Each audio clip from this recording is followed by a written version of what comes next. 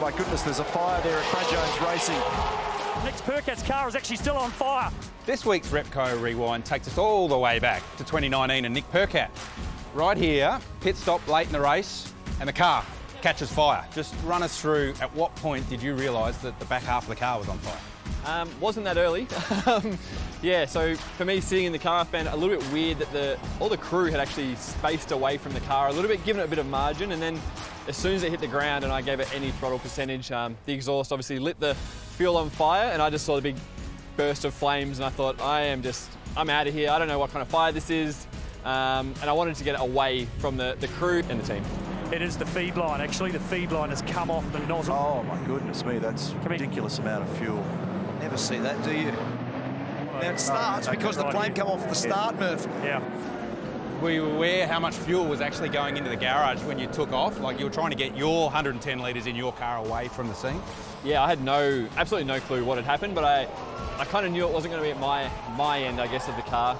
It's very sealed, all the fuel systems, that wasn't the fault, I didn't think.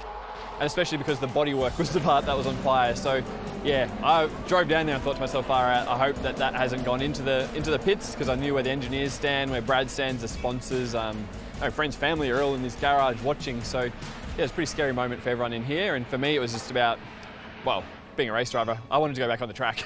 But yeah, just trying to get the car safely down the pit lane.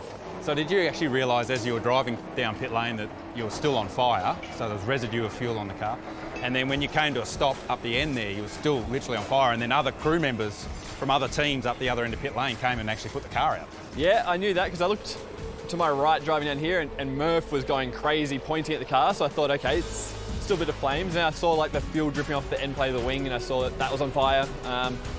But yeah, for me, I was like, let's just get down there and see what happens. And then obviously Supercars officials stopped me with the red light in pit lane, and then yeah, so many crew members down there with the extinguishers and stuff going everywhere, which was great to see. And then from then on, it was like, wow, that's just happened, and thanked a few people that were around from other teams, and then got told to get back in it. Well, I see you right at the end, you sort of look around, it's not too bad, jump back in and basically got back in the race. Literally, the Sammy from BJR came and grabbed me. He's like, AE wants you back in the car. And I was like, oh, okay, can you get a rag and wipe the window? Because I can't see out the window with all the residue from the extinguisher. So plugged back in, didn't plug any of the helmet fans or anything like that in because there was so much extinguisher residue in the car. So got back in and finished the race to get the points for the team and myself. Well, Nick Percat, I hope your car is on fire this weekend, but that's in the speed sense, not in the literal sense. Have a good weekend. No worries, thank you.